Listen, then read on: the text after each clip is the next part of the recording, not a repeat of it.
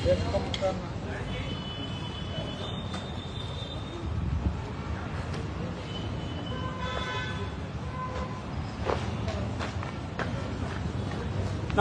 मित्रांनो, मी आपला मंगेश साबळे बोलतोय।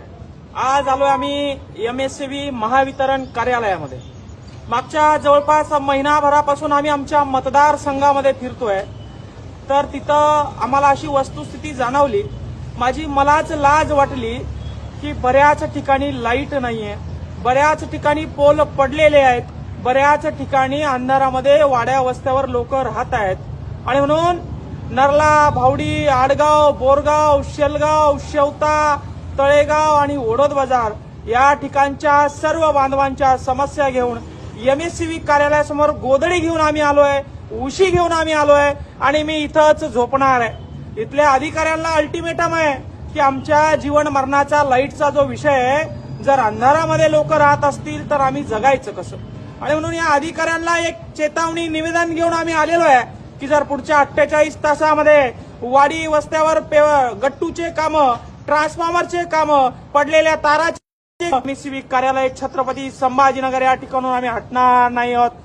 आज माझ्या मतदार बांधवांना मतदान मागण्यासाठी गेला असताना मलाच लाज वाटते की जे हे अंधारात राहत आहे आणि आपण यांना मतदान मागतोय। मी त्यांना बोललो होतो, निवडून आलो तर तिथं बसून करून देईन, नाही आलो तर डफडं वाजून करून देईन, मात्र तुमचे सगळे काम करून देईन। आज त्या अनुषंगानं या कार्यालयामध्ये, या वितरण कार्यालयामध्ये, महावितरण कार्यालयामध्ये आम्ही आलेलो आहे।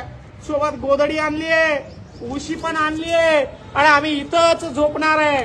पुढच्या 48 तासामध्ये माझ्या सर्कल मधल्या सर्व लाईटचे काम जर का सुरळीत झाले नाही, त्यांचे सर्वे जर का सुरळीत झाले नाही, तर इथं मुक्काम या ठिकाणी आम्ही करणार आहे। माझी चेतावणी आहे प्रशासनाला, लाख 2-2 लाख रुपये पगार तुम्ही या ठिकाणी घेता, मात्र सुविधा जर का शेतकऱ्यांना देत नसाल, गरीब शेतकऱ्याला मतदानासाठी लाईटची मांडवली करावी लागत असेल, आम्ही 50 मतदान देतो, 100 मतदान देतो, मात्र आमची लाईट चालू करून द्या, आमच्या घराला लाईट द्या, हे जर भारताचं वास्तव असेल तर अत्यंत लाजिरवाणी गोष्ट आहे। तिथल्या अधिकाऱ्यांना माझी चेतावणी आहे, जर का 48 तासामध्ये तुम्ही सर्वे करून सर्वे लाईटचे पोल, जिथं गट्टूची आवश्यकता आहे, जिथं ट्रान्सफॉर्मरची आवश्यकता आहे, जिथं फ्यूजची आवश्यकता आहे, हे सर्व प्रॉब्लेम जर क्लिअर केले नाही तर त्या गावातील सर्व कार्यकर्ते या ठिकाणी मी बोलावून घेईल। 48 तासामध्ये हे काम करणं अत्यंत गरजेचं आहे।